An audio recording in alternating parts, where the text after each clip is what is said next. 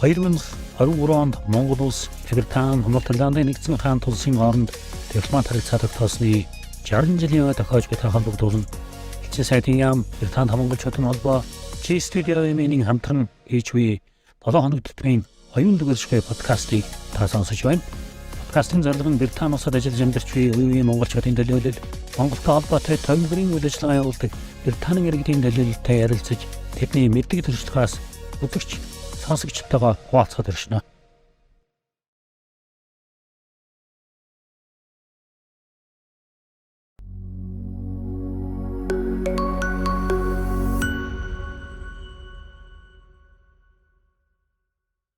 Okay, thank you, John and Shan, for accepting my invitation to be a guest of our podcast. This is for our 60th anniversary between Britain and Mongolia. So we are the ambassador initiated this podcast, and here we are. I'm a host of the podcast. So, thank you. Yes, lovely to be here. We haven't been in the embassy for a couple of years now, thanks to COVID.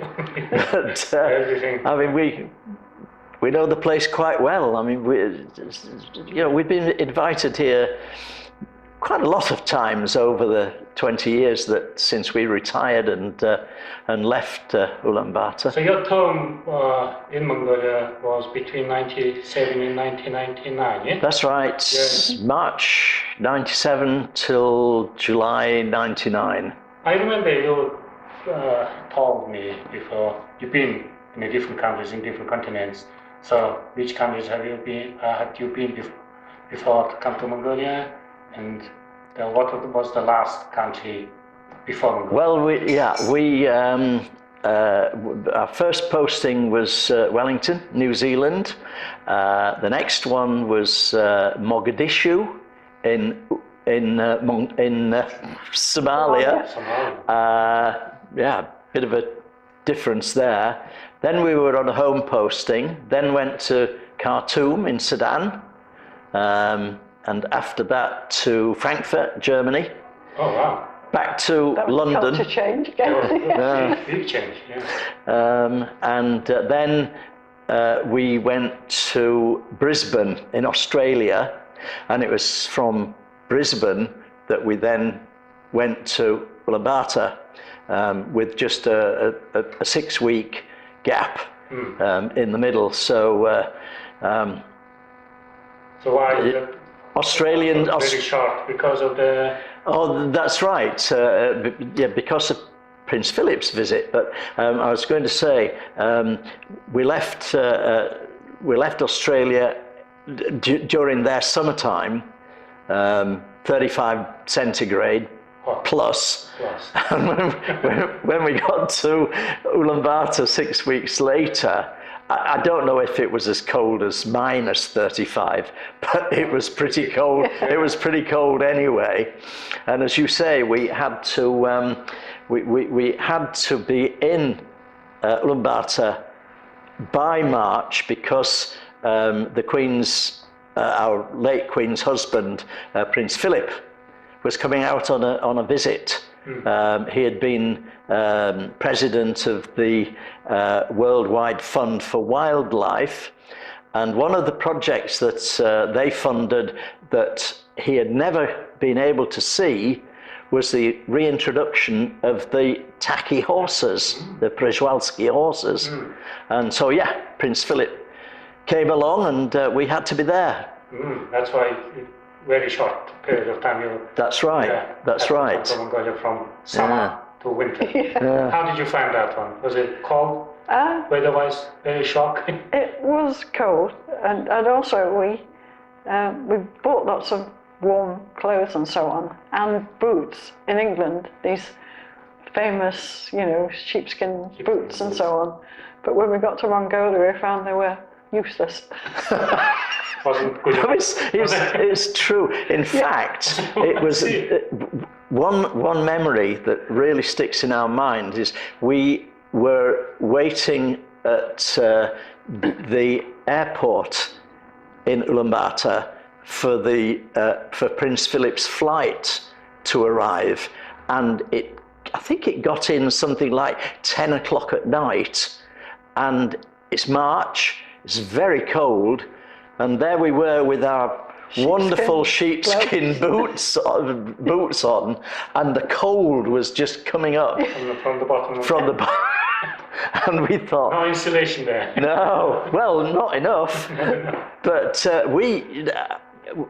we bought some local boots. I got some Buryak boots. Yeah, but we used to call them dog boots. You did. But I mean, it was our Mongolian staff who said they were dog boots, but they were, they were long boots, and they had really thick layers of felt. In the soles, and they were black, and they had a sort of couple of straps around them.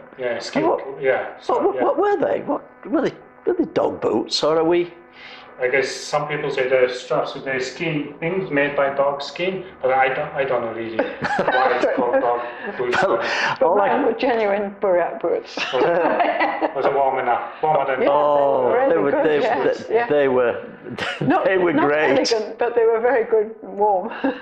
So that host general project was such a success now.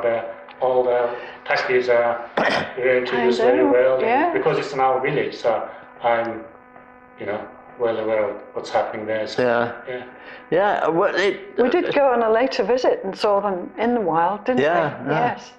Yes.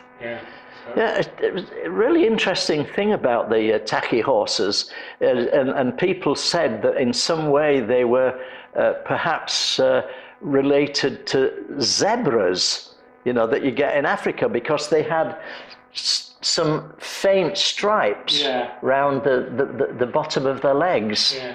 Have you heard that?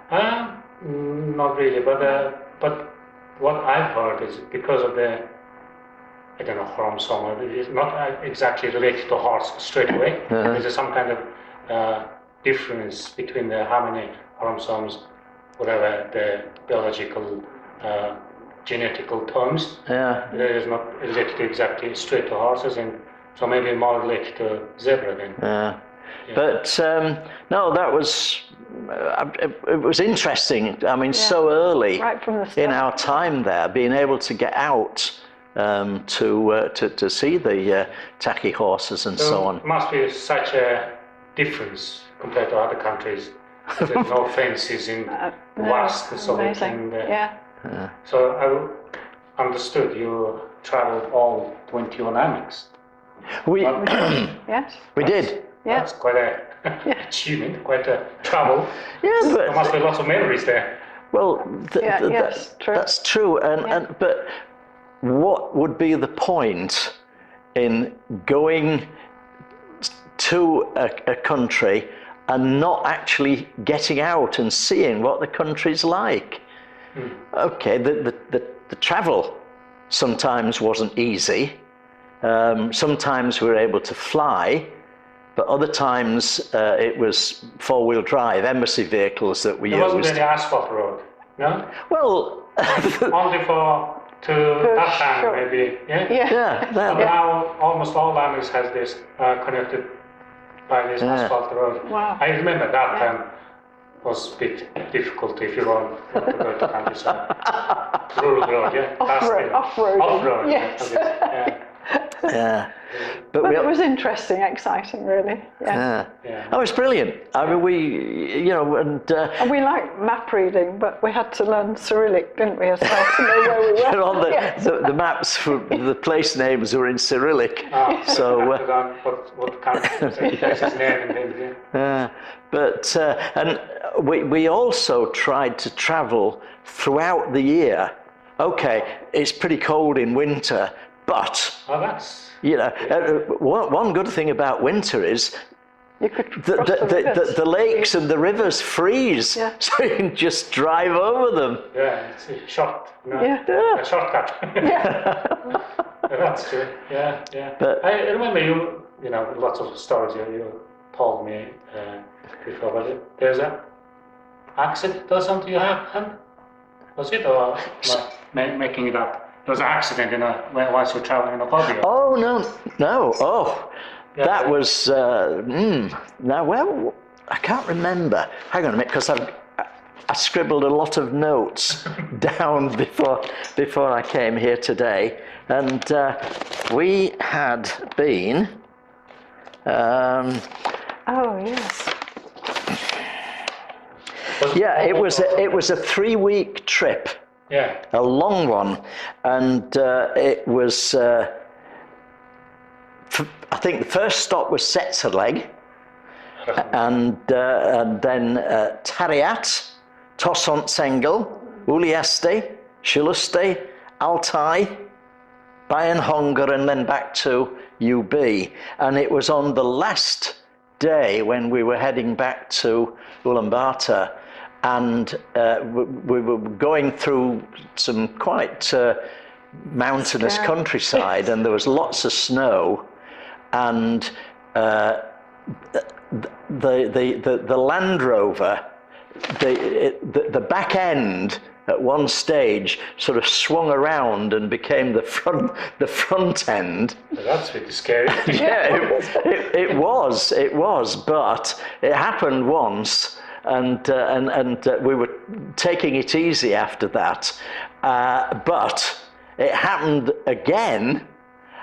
The vehicle swung round and then boom, went over on its side. And I had my seatbelt on, and so I was just hanging. I couldn't get out. Oh dear. Hope the car was traveling a little bit slower than high speed. Yeah, it was. It was. You couldn't drive fast in those conditions, but there was incredible. I mean, on this track through the mountains, and there were still trucks coming through, and a truck driver stopped and said, got problems there or something anyway in Mongolian, and threw ropes over us and just pulled the Land Rover back onto its wheels. And the Land Rover's rather misshapen. Instead of being straight like that, the bodywork was skew with, which meant that the doors didn't close properly. Somehow the central heating, the heating in the Land Rover packed in, and so we had a very cold and very drafty drive back to. You still traveled in that car? Oh yeah. Yes. Well, the wonky car. Yeah? The wonky car. Well, the Save the Children Fund people were with us, and of course they had a Russian WAZ, and the doors on those were wonky all the time. But yeah, experience of real excitement, and that was the trip where the lakes had started freezing over, and we sort of walked on a frozen lake, but we could see the fish swim. Yeah, absolutely. But okay. I was just going to say, it was that sort of thing that made these trips so exciting. Brilliant. Yeah.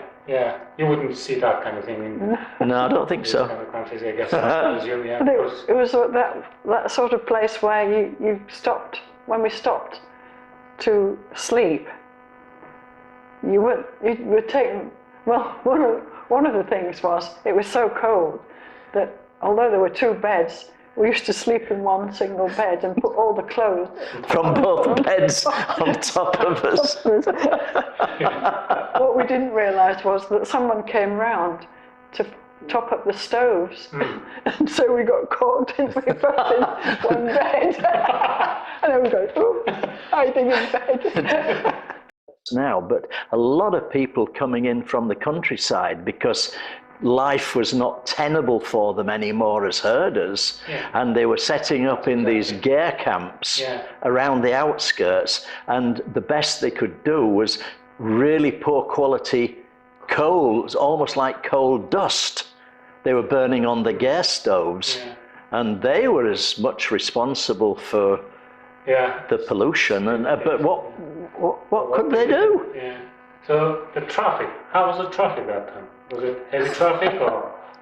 It was kind of heavy, but very polluting traffic. Traffic, Yes. road traffic. Yeah. Yeah. Because now it may take 2 hours to travel for 2 kilometers.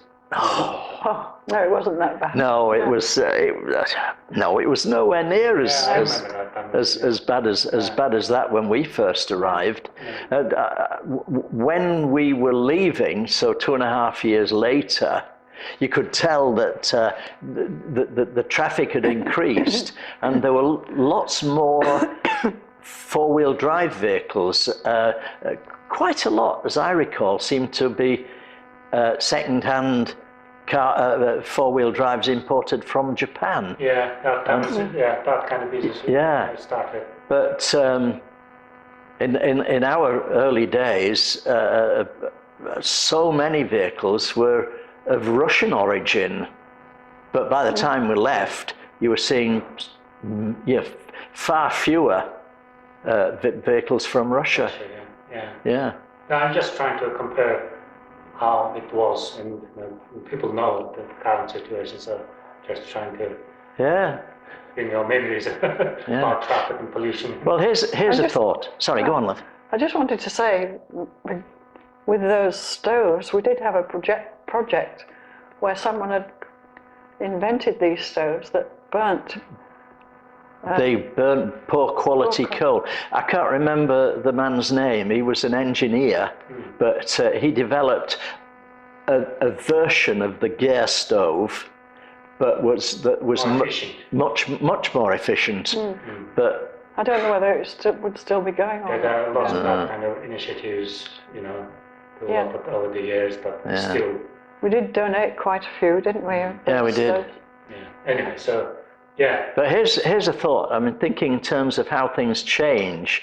When we first arrived, we put in a food order, an order to a Western supplier to bring in, tins, packets, food, and that sort of thing that we were used to.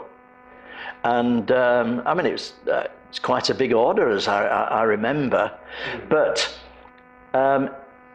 it was the only order that we actually put in during our 2.5 years there, because things started to appear in the two markets. What are they called? One of them's the circus market. Hang on a minute. Where's my notes gone? Back in here. You can introduce us to I can't remember, but there were two local markets that we used to go to, and the names slipped away. It's changed now. Mercury. That's it. That's the Mercury market, and things were starting to appear there. I mean, for example, you could get jars of instant coffee, Nescafe, but all the labeling was in Russian.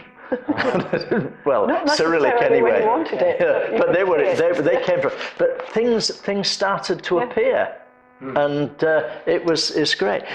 The only things that never really improved greatly in our time was the supply of vegetables. And it's really rather funny, because when we're out in the countryside and talking to the herders and so on, and we used to say to them, what do you do with no vegetables to eat? And their joke was, they said, our animals eat the vegetables, we eat the animals. And there were lots of herbs growing. Yeah, that's I also used to joke with Rose, because Rose is vegetarian. Yeah? Oh, wow. I survived for 3 years. Yeah. So then what I used to tell Rose is, because our animals eat all these herbs and medical herbs and things, we eat them, that's it. I don't have to cook them, so. Oh, dear. The other thing is also, if you taste Mongolian meat, the taste is completely different from this Western meat in supermarkets taste. Yeah, I can imagine. Yeah, completely different. But we're being completely honest here. We did struggle at times with the meat, but we But you survived. we managed it. We managed. Yeah. Well, really, it was No, the that was fat, because you like a difficult lot fat, more yeah. fat than we. Yeah. Oh, dear. Yeah. Oh, okay. And one thing, sorry, I was going to say, one thing that we never really got used to was archi. The culture or just taste of it? The taste of it. And I mean, Mongolians are going mad when, you know, in summer, when the archi was made, was distilled. I recall. Oh no, sorry, Arak. I'm getting mixed up. That's Arabic, archi, isn't it? Yeah. Yeah, Iraq, yeah. Horseman. Fermented horseman. Yeah, Yeah. Yeah, I know. never quite got used to that. I guess it's... But all the, I mean, you I remember. didn't mind it when it was really fresh, but I didn't like it when it was sort of kept for a while.